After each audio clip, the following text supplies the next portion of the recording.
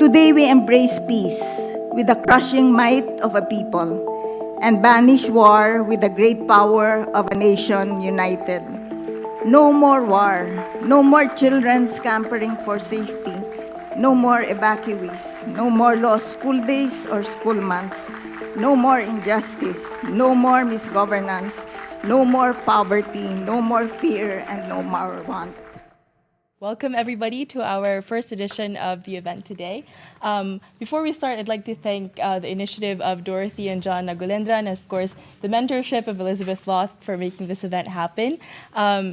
This event is very special to me personally because growing up in Davao, Mindanao, Philippines, I was very much aware of the issues that were going on in the region, especially with the long-enduring peace processes that have been happening since, I think, way before I was born. Growing up, I would remember going home, seeing the 5 p.m. local news, and just hearing issues of conflict that was brought about by clan politics or land politics, and just wondering when Mindanao would ever see lasting peace. And this lasting peace happened. The first large step to this lasting peace happened in 2014, almost 10 years to this day, on March 20th, when the incredible Miriam Coronel-Ferrer signed the peace agreement. And I am very happy to formally introduce her to this audience, who I'm sure know her very well, but I will be briefly reading her biography so we can, yes, I'll make it short. Once again, she chaired the Philippine agreement that negotiated and signed the comprehensive agreement on the Bangsamoro with the MILF for the Moro Islamic Liberation Front on March 2014. She's a co-founder of Southeast Asian Women Peace Mediators and is a retired professor of political science at the University of the Philippines. She's also served as the UN standby team of mediation experts and has advised mediation processes in UN missions in the Middle East, in Maldives, in Kosovo, Georgia, and Southeast Asia, among others. And she's also been the recipient of numerous awards, including the 2015 Hillary Rodham Clinton Award for Advancing Women in Peace and Security and the 2023 Ramon Magsaysay Award. And once again, I think we need to give a round of applause to Miriam. Thank you very much. We're very excited to have you here today. Thank you, Megumi. Yes. And of course, before we start, I'm sure we have a very eager audience who are very keen to know more about the peace negotiation processes that you have undergone, but maybe a little bit more about you. I wanted to know if you can share a little bit about your personal background and how your life or your career trajectory has led you to this very moment.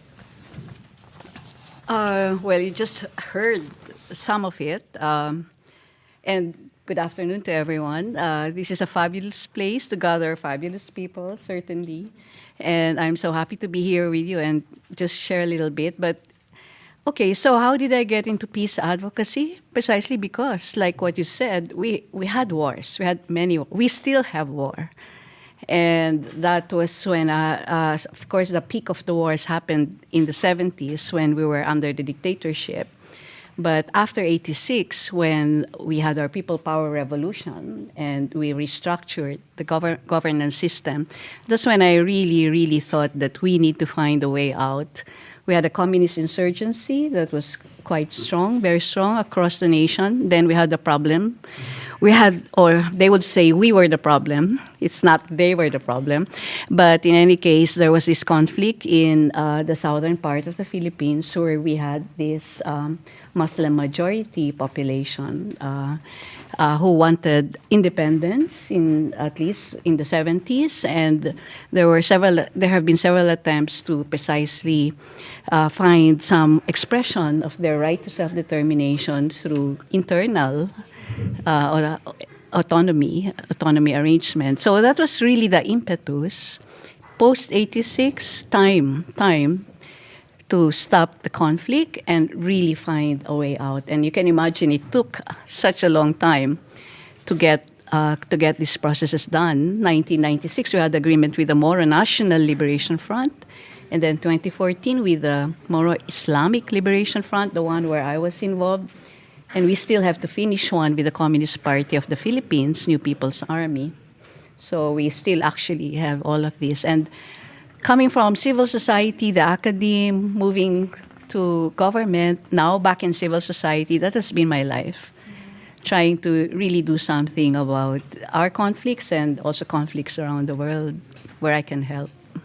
And it's very important to have people like you have, once again, as you've emphasized, have had experience in multiple sectors and are coming back to the civil society and trying to negotiate peace processes that are very important as well in the country. And you mentioned the importance of time. It was time that made it possible for the peace negotiation and the signing of the CAB to happen. But now it's also time that it's been almost 10 years. And next year they have the Bangsamoro parliamentary elections, the very first one. It's been some time since the signing. I'm sure there's still years to go in terms of the entire peace process, but I was wondering how you thought the terms of the agreement has been upheld by both the government side and by the MILF side.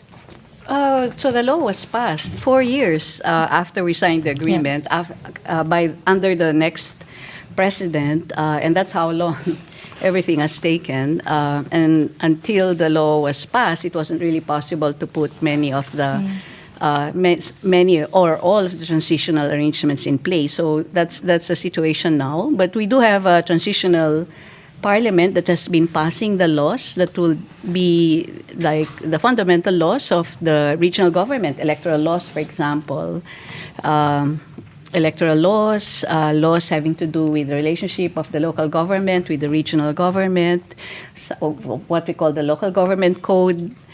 Administrative code, yes, they've already done that. And all of these other aspects that will really put in the details. So we have the agreement, then we had the organic law, which was passed by National Congress, and now they have their parliament to really operationalize all the details that have been put into the law. I would say that most of the elements, key elements in the agreement have been put in the law, and somehow they got a little bit more. I guess they renegotiated some of the items under the past president. They're really getting much more in terms of the budgetary appropriation that has been designed under the new agreement. But maybe they didn't get other stuff that were sort of hanging in the negotiations. You know, in the negotiations, we didn't really have to, in our agreement, we didn't have the leisure of time, although it took a long time, to put in details everything. And there were things that we just couldn't settle, and it had to just be remanded to the next phase, which was the legislation. For example, transportation powers. That was really very difficult. They wanted almost total control or jurisdiction over powers, and you're talking about land, water, and air. And air was really, really tricky because it involved international standards, having to be duly accredited and all of that. In any case, what you will find, for example, in our agreement are just the principles of subsidiarity, principles of harmonization for a unified system of registration, whether these are two-wheeled vehicles, three-wheeled or four wheels, or whether the size of the motor, the fishing boats, etc. All of these little details. Obviously, we couldn't get into all of these details, so part of it had been addressed in the law, but at the end of it, it will still have to be part of the infrastructure that they would have to set up and their own rules and procedures when it comes to this matter. And that's just one example. That's just transportation. Thank you very much. And as you were mentioning, the legislations that have been passed a year after the agreement was signed, these are, again, beginning steps into the transition towards an autonomous region in the area. But you've also mentioned a lot about having to compromise, and now even there's still renegotiations that are going on even years after the agreement was signed. And I think that really centers that the comprehensive agreement was mainly on power sharing, and a lot of compromises has been made and is being made at the present. When you were negotiating the agreement and preparing for the signing of it, I was wondering, how do you ensure that the parties are satisfied with what they're going to get, given their different priorities and their different agendas? During the negotiation? During the negotiation process, yes. Obviously, both parties had to compromise. our parameters were the constitutional framework, even though that's not something like we tried not to put it in their face, because they've always argued that as an armed group, we are beyond the Constitution, and the Constitution precisely is our problem. So it is in that case, but in any case, President Aquino, the late President Aquino, was very clear that there will be no constitutional change under his term. He didn't want that to be some kind of a priority that would engulf or finish off a fixed six-year term for a president. And we argued that there are enough flexibilities in the Constitution. The Constitution does provide for the creation of an autonomous region in the South and actually also in the North, which is not yet there. But in any case, and the Constitution provides the parameters for the powers that will be enjoyed by an autonomous region, and some really very general framework for the kind of governance structure. It only said that it should be elected. The executive and the legislative branch should be elected. Now, they wanted the parliamentary system. And we were sort of a presidential system, and our local governments were basically structured along the lines of first past the post, like an arrangement that really has given way to very personalistic politics. The big man, the famous man, the rich man, mostly men, gets first past the post, and then becomes some kind of a strong man. So they wanted a democratized process, and they felt that the parliamentary type of government for regional autonomy would precisely allow for power sharing even among themselves, strong party system, move them away from that kind of personalistic politics. And we had to argue before our own lawyers in the bureaucracy, in Congress, the legislators, that the Constitution allowed for a parliamentary kind of system within an autonomous region, because it did not really spell out the details. It just said they have to be elected, and parliamentarians are elected, maybe in a different way than the system that we had gotten used to, which is basically first past the post.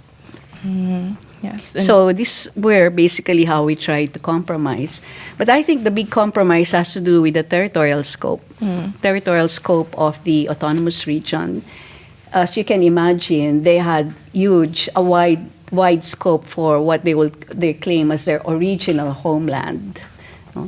Later on, they transposed the concept of homeland into ancestral domain, drawing on the conventions on indigenous people's rights. So they sort of got collapsed. But the whole homeland, Mindanao, it's about 27, 28 provinces. It basically comprises whole of Mindanao and even parts of Palawan. I don't know if you've been there, nice beaches and everything. It's an island, like somewhere off, it can be Luzon, Visayas, Mindanao, but it's a little far. Because the Sulu Sultanate had control over the southern part, the tip of that island.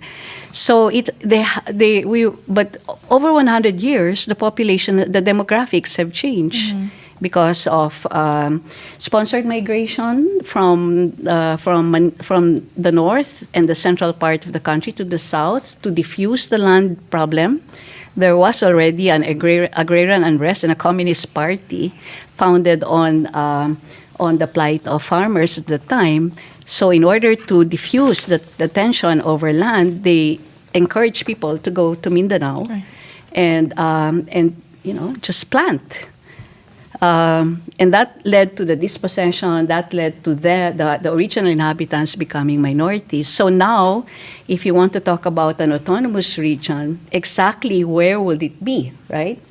And if you look at the demographics now, there are now only 5 of 28 provinces that are still Muslim/Moro dominated.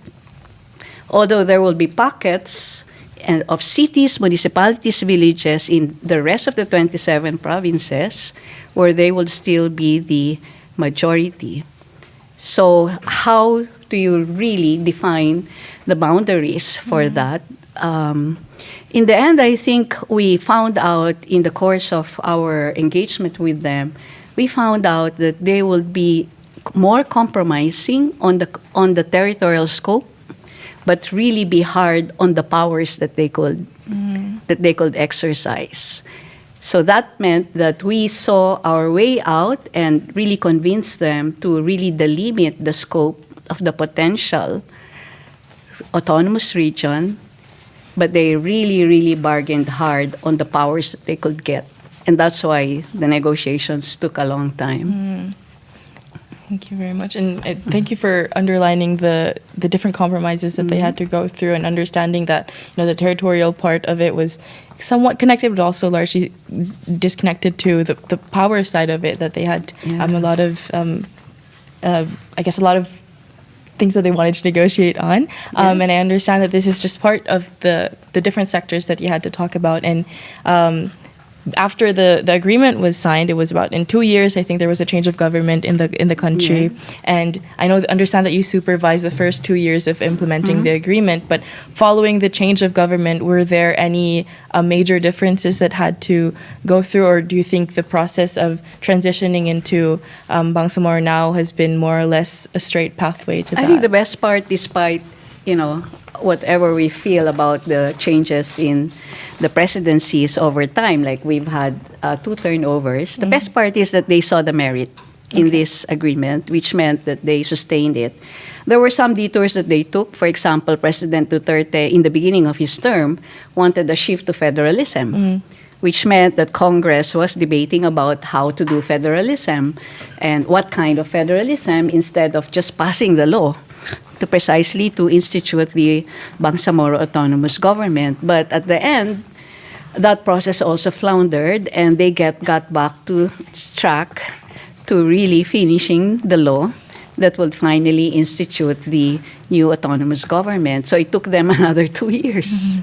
2018 to focus on legislating whatever had been agreed on in the comprehensive agreement. So they started basically implementing the governance structure. We were doing the other parts. The decommissioning process has already partially started. When I say decommissioning, I'm referring to the weapons and the combatants to become ex-combatants. There were other elements like socioeconomic programs that were already going, but of course the most important element of the agreement is the new political arrangement, right? And they're being at the helm of it, and being able precisely to show what kind of new governance that they will bring.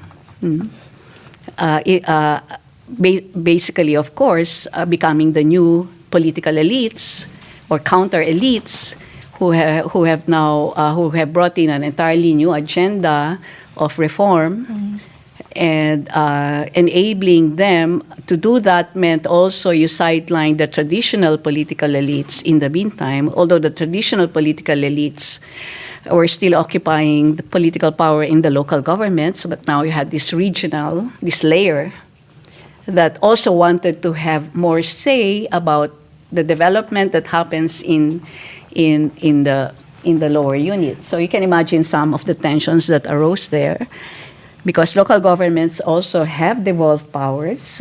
We have quite an extensive arrangement of devolution of power to the local governments, and that's why we argue that we are actually neither unitary nor federal, and you don't find the word unitary in our constitution, because we in '87, when we drafted this post-people power constitution, we precisely try to address the problem in the south and in the north, where you still had significant indigenous communities that also wanted to exercise self-governance, and local government, devolution of powers to local government. But so now you have all of these things, these tensions going on, and this will play out in the upcoming election. You can imagine how those who had to be on the sidelines over the last 10 years, right, would now want to make a comeback. Yes, there's certainly a lot of tensions in the intricacies of the Philippine government, all from the national to the local level, and imagine It's even exciting, to politics, it's quite never exciting. boring. Yes, there's always something going on, even to the barangay level, which is the smaller part. There's People always get something killed there. to become chief of a village, Yes. a cluster of villages. Yeah. There's always not something get going killed. on. People kill. Kill for just it. to be. And it seems like there's always going to be conflict in the world, regardless of how minute it is, and that might sound a bit pessimistic, but I think that's why peace mediation and peace negotiation and peace dialogue is very important. Right. And because it's not about removing all conflicts or disputes. It's about managing, having Yes. a good way, a just and fair way to manage precisely all these disputes, including disputes over who gets to exercise political power. And we know that so far elections have been the primarily methodology for that, and that's why it's very important to have free and fair, or at least relatively free and relatively fair elections. Yes. And would you say that is also why largely this entire process of trying to ensure peace and trying to achieve sustainable peace is important? What do you think would be the key considerations into achieving sustainable peace in our world today? Well, we know that there are other armed groups in the region. Yes. The whole necessity to really forge this peace agreement with the More Islamic Liberation Front certainly had something to do with correcting historical grievances, reforming the Philippine state to become more inclusive, and precisely operationalizing the right to self-governance of its constituents. But it also had to do with overtaking the rise of violent extremism. Remember, this was the context now. The MILF rose to become the most consolidated armed force with about 40,000 combatants at a time when radical Islam was also, sweeping the world. You had the problem of Al-Qaeda, then you had this local variant of Jemaah Islamiyah, you had the problem eventually of ISIS. And they were already inside our, the marshlands and the mountains of Mindanao, and they were attracting followers, not necessarily the poorest. In fact, among the most educated in the Moro population, and the MILF actually already lost a flank because of failed peace negotiations in 2008 when there was a major breakdown. In 2011, one commander just decided to say, we're tired of negotiations, nothing happens there, and formed his own group called the Bangsamoro Islamic Freedom Fighters, which eventually factionalized, with one faction going the way of ISIS, the others just, doing their stuff as basically armed men. So you see this also. There was a race to really bring into the fold the moderate segments and bring them the justice that they want, and then perhaps be more effective in really being able to consolidate their own communities toward that kind of vision.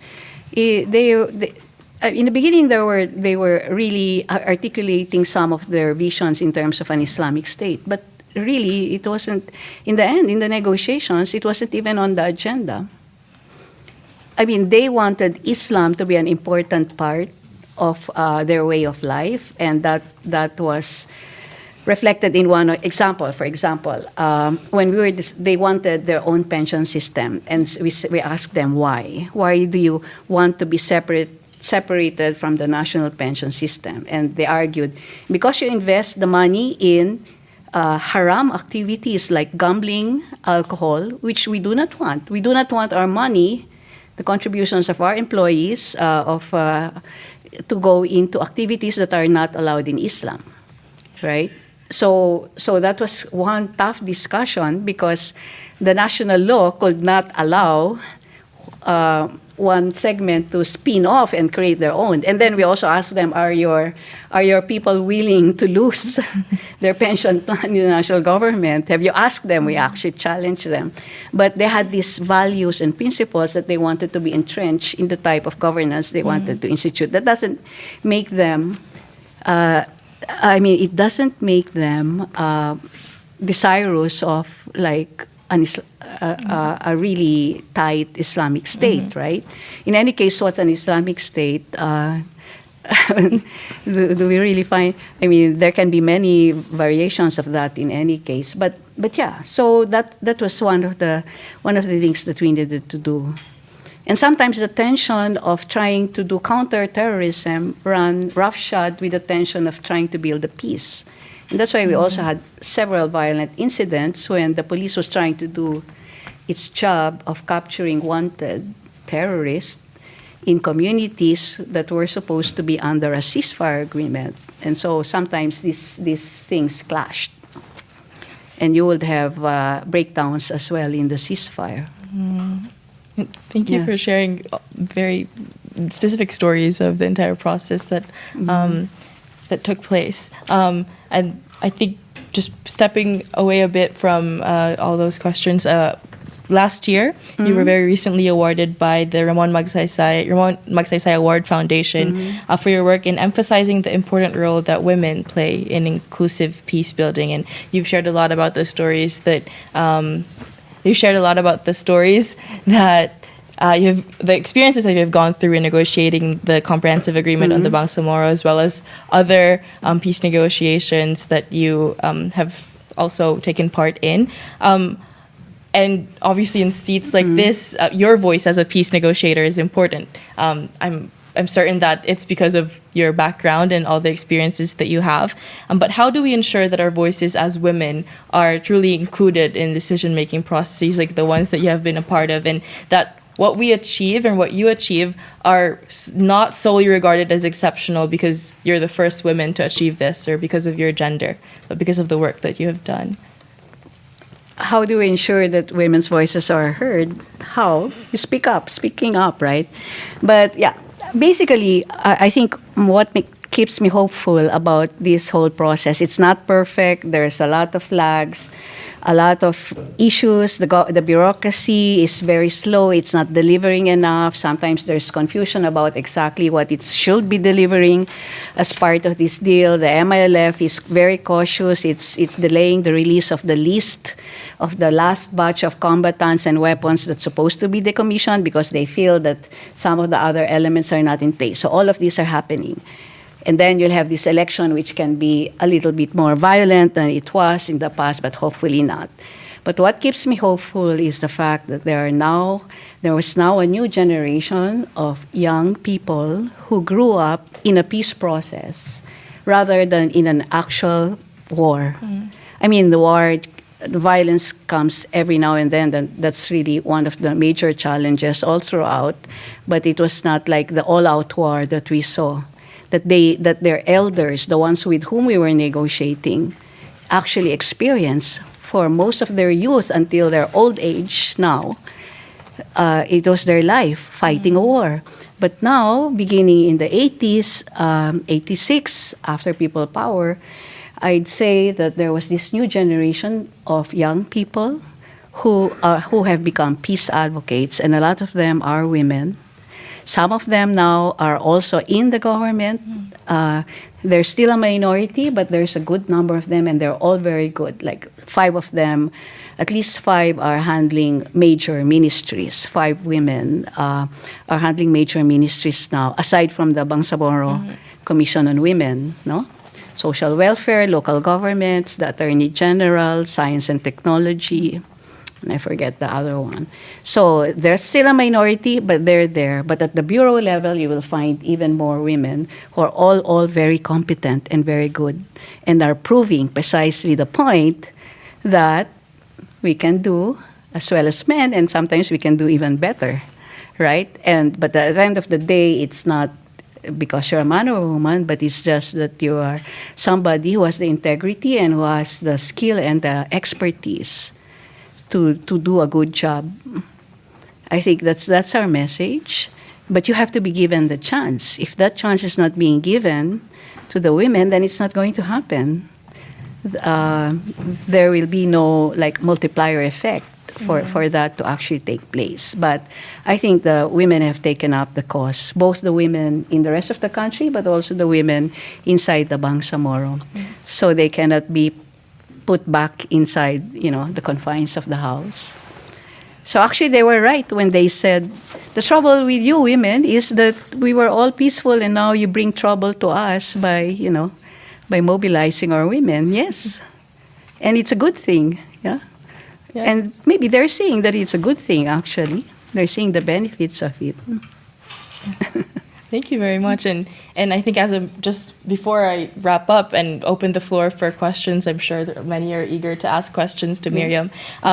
Just for the audience that are aspiring peace builders, and as you said, the people that have grown up and are lucky enough to have grown up in peace processes and have experienced peace in their lifetime. Don't you belong to them? I do, gratefully. Thank you to the work of people like you. I'm lucky enough to have grown up in a Mindanao that knows peace and sees what it's like to live freely. And a lot of people like that are here today, and we are very eager to ask you if you have any advice for us, for the hopeful future generation that will hopefully continue in your footsteps and try to seek and hope for peace. Follow your own path. Carve your own path, right? I mean, I didn't grow up thinking, oh, this is what I want to do. I just did what was needed to be done in that moment. We were under a dictatorship, and what did you need to do? You need to restore democracy. You need to find fight that kind of system that has taken away so many of your freedoms, and bring it back, right? So that kind of what's needed here. What do you need to do to make the situation better? I think many of you. Because precisely this is what you're studying here, that's a kind of social consciousness that you're nurturing, and things will change, context will change, new challenges, climate change, everything, and I'm sure that you will carry the torch. I'm very, very confident you will do your own thing, and in fact, I apologize if our generation has not really done enough. Yeah? Thank you very much. And of course, I think the youth in this room, and I'm sure youth all over the Philippines, are also very eager to hopefully make the next few years better. Decades, absolutely. Decades and centuries, hopefully, to come. Right. And I have so many questions left, but I'd love to open the floor for questions. If anyone wants to start us off, you can speak up or you can raise your hand, if anything. Yes, please. Thank you, Miriam, for sharing your stories. I'm Karin from Peace Women Across the Globe, and I'm happy to share that Miriam is actually also one of those 1,000 women who have been nominated without receiving the prize, but still it was the first time that the peace work of women worldwide was made visible in that way. I myself have been living in Mindanao for 6 years, from 15 to 21. And still engaging peace work also in the Philippines. And I have one short comment and one question. The comment is actually connecting with what you were saying, that many times people look at peace processes as peace negotiations, so it's really this formal part. But if you look at peace processes in the big, from peace to post-conflict, and it can go back and forth and etc. There's so many stages, it's never linear, and I think, as you say, not only women, but also women and men, and us human beings, there's a lot of potential to engage in all those steps for each of us, no matter if you're still studying or if we are activists, if we are daughters of famous persons also engaging the peace process, like my friend Tamara is here, or like me going there from Switzerland without not knowing anything. So there is this possibility. So look beyond the peace negotiations. The question I have is obviously on transitional justice in the Philippines, which is one of those complicated topics, and now even with Marcos Jr. being the president. So what do you think is really needed to move this further and on the national level, not saying that this is just a regional thing, because it is a national one? Yeah. If you look at the cases of post-peace agreement, and I hesitate to say post-conflict, I think that's one of the framing that we do need to be more careful about. But the post-agreement in a lot of cases, it's the transitional justice that just has been really, really difficult to implement. Like I was in Nepal some time ago, and Nepal process happened in 2005, 2004. And they've just legislated the component on transitional justice, and of course there's still a lot of questions. Aceh, 2005, 2004 peace agreement as well, still some kind of legislation, but again, not really picked up, and not really anything happening on TJR. I say R because we wanted reconciliation and not just TJA, transitional justice and reconciliation. So that kind of structured and systematic programming the infrastructure for that has not been put in place. That's one of our heartbreaks. You know that when the president in 2016, because we were having the elections in 2016, and by March, he could not make any appointments anymore. And he had, on the eve of the last day when he could make an appointment still, he had on his desk our proposed executive order to create the Transitional Justice and Reconciliation Commission with a set of nominees, people whom we have already talked to from a broad spectrum, who would sit in the commission. But unfortunately, he still had a lot of questions on how it would work. Like, very basic question, will it have subpoena powers, right? The whole concept of TJR in our agreement is less court-based, is not very much like you would see in Latin America, for example, in the Colombian process, where they actually even created special courts. Even the MILF did not want a very judicial approach to all of this. So there was a lot of vagueness exactly how it could be done.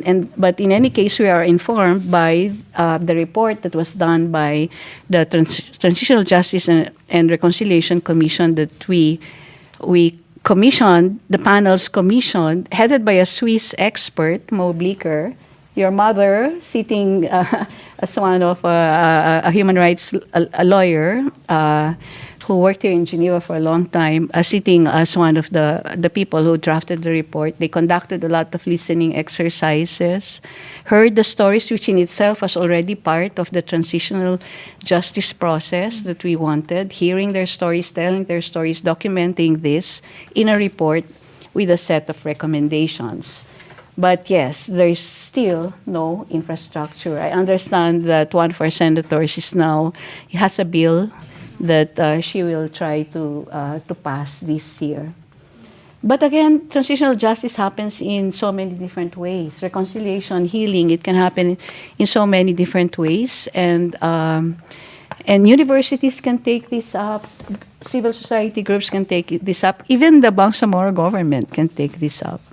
But if you're referring to the victims of the Marcos regime, there has already actually been a mechanism where human rights victims of the Marcos dictatorship registered and filed their reports on what has happened to them. And some of the ill-gotten wealth that has been recovered from Marcos, not all, certainly, very small percentage, was used to compensate for those who have filed for applied in this special committee that was a special commission that was created to receive the reports from victims of the martial law regime. And that committee has now folded up and finished its job. So maybe not everybody has been covered, but at least there has been some element of that. for the Bangsamoro, it's of course it will have to be some other thing. And just last week they had events that commemorated some of the massacres that had happened. So these things are going on, and I would think that you don't wait for the national infrastructure. You just start doing it. Do it as a research thing. Do it as a project wherever you are. Civil society organizations, universities, keep it going, or the community. Yes, I think we have a question over there as well. Thank you very much, Miriam. It was an honor again to listen to you. I'm Emil. I'm a second-year PhD student here, and I had the pleasure to meet Miriam during my last field research when I was in the Philippines for the Center on Conflict Development and Peacebuilding. I just have a question on the tension that currently is existing with regards to the delivery of the peace dividend or the socioeconomic packages. And I just was wondering whether you could elaborate on, the recent update and also the conversations there has recently been between the national government and the MILF on this aspect. Which recent update is that? Are you talking in particular to, because I haven't read the last report of the third-party monitoring team. You might be referring to some elements that I might not. No, or is it in general, yes, in terms of the general, peace but dividend? Also because for the upcoming election of next year. So there are different elements that have to do with development. There's a very nice concept of camps transformation. I was talking to somebody who wanted to do research on it and trying to find the literature if this thing happened in other cases, no? But the idea that these camps, so-called camps of the MILF, which are not really just camps but are really large communities where they have been significantly present and basically sort of like exercising some form of governance there, coexisting with the national. The infrastructure of the national and local governments. But the idea that these camps will be transformed into productive civilian communities. So some of the projects that have been identified for these camps will be some housing projects. But as you can imagine, there's a lot of preparation needed for all of these, like even making sure that there's no land conflict because there are overlapping land claims in these areas, even though like Camp Abu Bakar, for example. Camp Abu Bakar was where they had their military school, military academy. But it was overtaken by government, so it's now Camp Iranon, a government camp. But the whole surrounding area is really the base of the MILF. So you would see mountains and as you go down plains. So some of these areas are being designated now for some of the development projects. And of course, livelihood program, etc. Very typical in terms of what goes into a DDR component. But we also wanted to move away from just the more basic type of, for every combatant that's decommissioned, you give some money, you give some training, some livelihood assistance. Precisely with them also emphasizing that they want community level development and not just individual development benefits for individual combatants. So, and that's what makes it difficult. If the government is not cohesive, if it doesn't have one line of march on this, you can imagine what kind of interagency cooperation and coordination will be needed. Given, for example, that the national bureaucracy does not anymore have their regional bodies inside the region because it's an autonomous region. But the money belongs to national, and they have to download the money through the national agencies, the regional branches of the national agencies. And if you didn't work out your budget that's specifically for this project, then you get into trouble how you will actually deliver and who will actually deliver. Because now you have two infrastructure in place. right? So it will be Region 9 or Region 12 doing the work in the autonomous region, but they have to serve Region 9 and 12 from their budget, which makes it a little difficult for them to justify it to their own regions because they didn't work out the budget well. You know, the line items where these funds would come. So a lot of this also has to do with making sure that government is really, really thinking of this more strategically, and sometimes it's not. Yes? Elizabeth? Thank you so much, Miriam. It's of course a huge privilege to be able to listen to you here today. My name is Elizabeth Lothe, and I'm from Norway, from the Peace and Reconciliation team within our Ministry of Foreign Affairs. So we support peace processes. I'm also a member of the Nordic Women Mediators Network. I think it's hard to overstate the achievement of closing this peace agreement, and even more so to witness 10 years after that it's still holding. You have certainly made it very clear today that peace processes are extremely complex and it's a very daunting effort. And we're also here to try to inspire each other to work in peace in the future. Of course, as we look around today, there will not be a shortage of people that want to work in peace process, conflict prevention, peace building as we go ahead. So I think this is really an inspiring occasion. Before I make my question, I wanted to just support the point that you made before, because you describe how complex and difficult this is. But when starting off, and if there's someone who's interested to work in this sector, there are so many different aspects to work on, and I think you underline that you had different perspectives. You came from civil society, you've worked in academia, and it's really important to understand the linkages between different dynamics in a conflict society, right? And how things, I mean, humanitarian assistance is linked to demobilization, everything.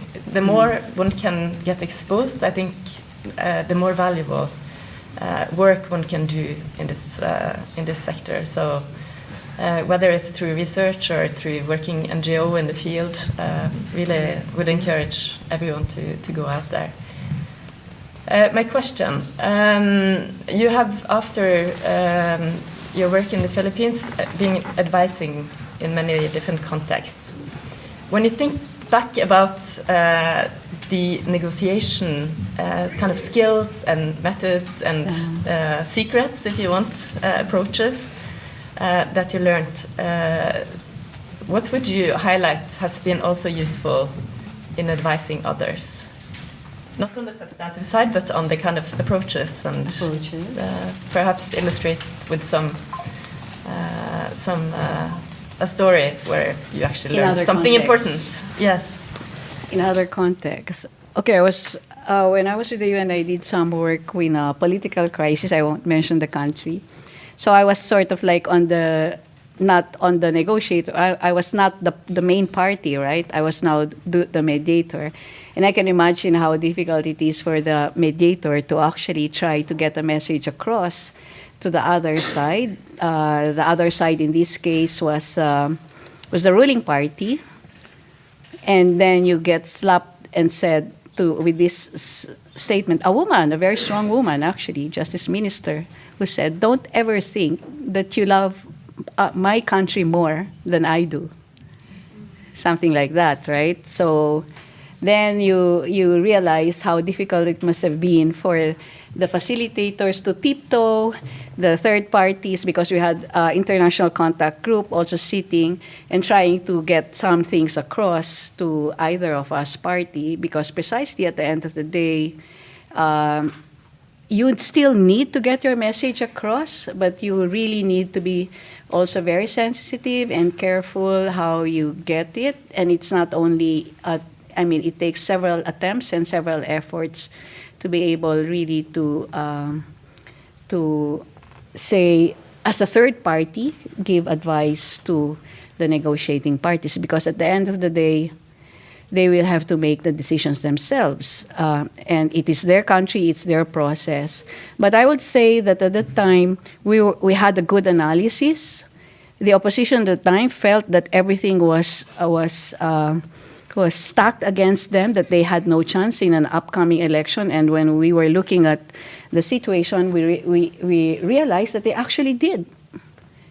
And to get their minds off that kind of like a very pessimistic approach to the whole process, and that kind of exchange in an analysis could actually help them also to do probably you have also a better way to approach the problem. And they actually won. They won the election afterwards, despite all the bad things that the ruling party was doing, arresting, putting in jail, prohibiting demonstrations, electoral campaigns of the opposition party. They still won. They still won the election.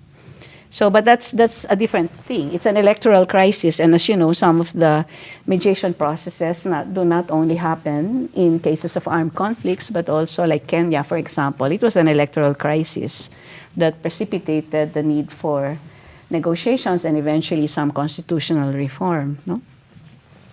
So I don't know if I'm answering your question, but negotiations, mediations, where does the line, I think basically negotiators have to be good mediators. If you're just negotiating your side and not looking at what the other, looking at why the other party is asking for this, why it's behaving like this, without that kind of good analysis and trying also to bridge the way a mediator is expected to bridge, then it sort of really gets difficult. Sometimes we did get into that role. Like, we have several lawyers in our team, yeah, both sides. And sometimes the lawyers are lawyering. They were not negotiating. So you can see the difference. Arguing their case without really trying to find a way out of the impasse. And sometimes it will be my counterpart in the MLF, Mr. Iqbal, who will say, let's park the lawyers in the meantime. But they will always come in and butt again. But yeah, so sometimes a good negotiator should also know when it's better to mediate at this point than just to keep pushing for your own point. I think that's a great example. So you can shift the dynamic. Yes, to shift, yeah. Thank you so much. Mm-hmm. I think we have time for a few more questions. We have one over there. Thank you so much for your fascinating insights. My name is Colette Fogarty. I'm coming from the Center for Humanitarian Dialogue. My question is, in almost every single peace process, including the one that you were involved in, you run into a point where governments or parts of governments, quote, don't want to negotiate with terrorists. And this is something, as I said, that we saw in this process, but also more globally, the list of prescribed groups continues to grow. So I was wondering, behind the scenes, if you could give us some insight into how you overcame this and what sort of arguments you used when governments in particular. Process. You're referring to governments. Yeah. I mean, very basic. Everybody were called terrorists before. They actually came to an agreement, right?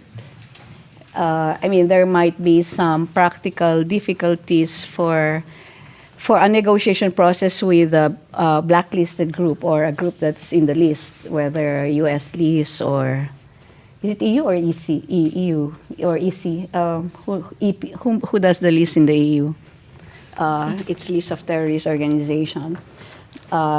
Because it's prescribed, like in the case of the Basque separatists, any at the time, no, the Basque separatists, they're in government now. Any meeting with them is considered a criminal act. So then it becomes really difficult. So, and basically they don't also have freedom of movement to actually pursue negotiations because they can just be arrested anytime. And that's why some of the preliminary procedures for any negotiation process is to provide some kind of safety guarantees for the negotiators. But the government that precisely rejects that will have to be continuously engaged on the merits of a negotiated solution. So, and that's why, back channeling actually happens not only when there are already negotiations happening. Back channeling of different actors, civil society, not only states, other states trying to play mediation roles, has to happen even before a negotiation has happened, because how do you get there? How do you get to a process? Sometimes you need also the open campaigns, and we did that. We were doing that as well, doing open campaigns to go back to the table or to talk and not just go to war. So we had a coalition before that we called something like Against All Out War, basically to campaign for really to pursue a serious process of political negotiations. So the terrorist label, they might change. Even, for example, the Communist Party, in military lingo, they're called dissident terrorists, DTs. That's how they're listed. During hostilities, they will count how many DTs have been killed. So that's how they frame the enemy then, because it becomes justified to kill, right? Both ways. Both ways, whether state or non-state. But yeah, at the end of the day, we've all been talking to so-called terrorists, and there's state terrorism as well anyway. Right? I mean, it's an old adage, one man's terrorist is another man's freedom fighter. I remember using that, saying that to a meeting in the cabinet. Before I got involved in the MILF process, I joined the technical working group on the which you help facilitate, with Norway's facilitating the negotiations with the Communist Party. So there are technical working groups doing political and constitutional reform, etc. But we were meeting with the cabinet discussing the drafts that we were doing for this negotiation. But then there was a really, very strong resistance to the whole idea of getting anything from the communists, precisely because they were terrorists. And then there was problematizing of what do we exactly mean by terrorist, when there was no legal framework even at the time to define who are terrorists. And so that's why we eventually ended up with an anti-terrorism law, because they needed to define, but they always ran into problems with the definition of a terrorist. What comprises terrorist acts, or who are the terrorists? They actually had to amend the law because they felt the definition was not sufficient. The law at the same time was to also tie the hands of the police, because it as senators also wanted to guarantee that the rights would not be violated, so they put up a high penalty for misuse of, say, tapping, misuse of detention beyond legal rules. They had to pay for it, no? So these kinds of things. But you try to deal with terrorism through law, then it does have its own problem as well. But so you still need to explore how you can deal with so-called terrorism through other ways. But so it's a discourse in a way. Really trying to find a good discourse. And one of the discourses that I really want to emphasize is that you cannot solve terrorism only through a counter-terrorism discourse. You really need to address terrorism through a peace-building discourse. So, and these two have two different philosophical worldviews, how they're founded and how they're actually operationalized as well. So there, I don't know. Definitely. And we have time for one more question. Anyone would like to raise their question? Otherwise, there will be much opportunity at our light apéro afterwards. So thank you very much once again. Thank you to Miriam for for your time and for addressing our very excited audience. Thank you. Yes. And thank you, Megumi, as well, for course. everything you've done. Thank you for being here.